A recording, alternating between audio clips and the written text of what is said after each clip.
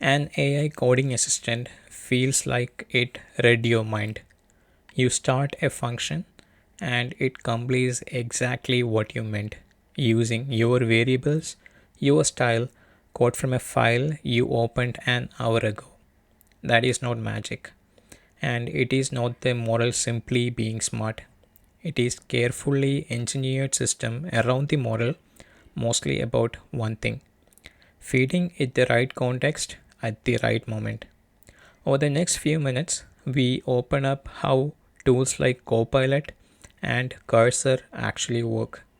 From fill in the middle completion to retrieving your code base to the agent loops that edit files and run your test.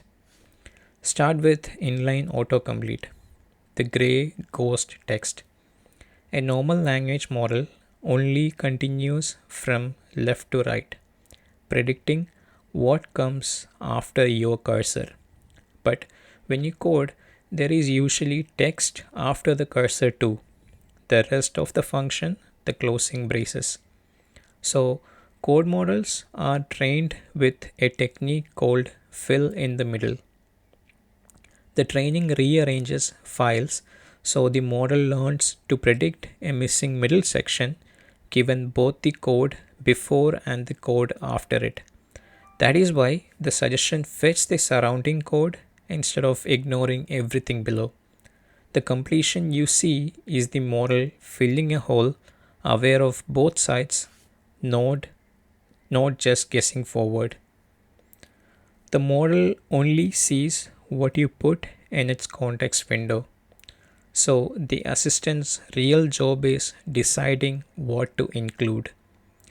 The current file around your cursor is the obvious part. But good assistants gather much more. Your recently opened and edited files because they are probably relevant, and the symbols and type definitions for your code references, imported modules, and sometimes nearby files in the same folder. All of this gets assembled with the most relevant pieces placed where they matter most. The quality of a completion is decided here before the model runs at all. A great model with poor context writes generic code. A good model with sharp context feels telepathic. Your whole repository will never fit in the context window, so assistants retrieve from it the same RAG idea used for documents but pointed at code in this case. The tool indexes your code base ahead of time, splitting it into chunks, functions, classes, files, and embedding each into a vector. When you ask a question or trigger a completion, it embeds the query and pulls the most relevant chunks from anywhere in the project, then drops them into the prompt. This is how a chat assistant can answer where is this handled or use the right helper from a file you have never opened. Many tools combine this semantic search with keyword and symbol lookup, so exact names are never missed. Now everything comes together into a single prompt, assembled fresh on every request. A system instruction sets the rules: be concise, match the project style, return code in a certain form. Then the gathered context, the retrieved chunks, the current file, the cursor position. Then your actual request or the position to complete. All of it has to fit a token budget. So the assistant ranks and trims, keeping the most relevant pieces and dropping the rest. This assembly happens in milliseconds. Every keystroke for completions, every message for chat. The prompt you never see is the real product. The model is just the engine that runs it. These tools work in a few distinct modes, each a different shape of the same machine. Inline completion is the fast, low latency one. Small, fast model, tight context, firing as you type, optimized to feel instant. Chat is heavier, a bigger model, more retrieved context, holding a conversation about your code, explaining and generating larger pieces. Agent mode goes further still, and it is where things get interesting. Instead of just answering, the assistant is given tools and a goal, and it acts, reading files, writing edits, running commands on its own in a loop. Same underlying model, very different amounts of context, autonomy, and risk. Agent mode is the coding assistant as an autonomous loop. The same agent pattern applied to your repository. You give it a task, fix this bug, add this feature.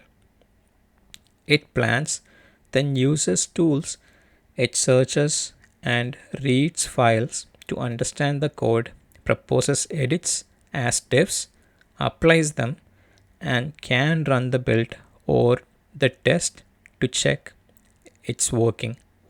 The results, a passing test, a compiler error, flow back in, and it tries again, iterating until the task is done or it gives up.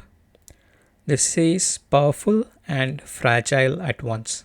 It can implement real changes across many files, and it can also confidently break things, which is why the next part matters. Making a model reliably edit code is harder than it sounds. Having it reprint an entire file for one small change is slow and error prone. So tools use smarter approaches. The model outputs just a diff or a focused description of the change, and a separate, cheaper apply step merges it into the real file precisely. Some setups use a dedicated fast model whose only job is to apply edits accurately. Changes are shown to you as a reviewable diff, green and red, so you stay in control before anything is saved. This edit and apply pipeline, not raw generation, is what makes assistant driven changes trustworthy enough to actually use. Knowing the failure modes makes you far more effective. Models hallucinate APIs, confidently calling methods that do not exist because they are pattern matching, not checking for it. They are blind to anything outside their context, so if the right file was not retrieved, the answer it returns is a guess. They drift from your conventions unless the context shows them. And in agent mode, errors compound across steps. So a wrong turn early can cascade. The takeaways are practical. Review everything, especially diffs. Give the assistant the right files when you can. Keep task focused and lean on test as the guardrail. Treat it as a fast, fallible pair programmer, not an oracle. So this is how it works behind the scene. Inline completion uses fill in the middle so suggestions fit code on both sides of your cursor.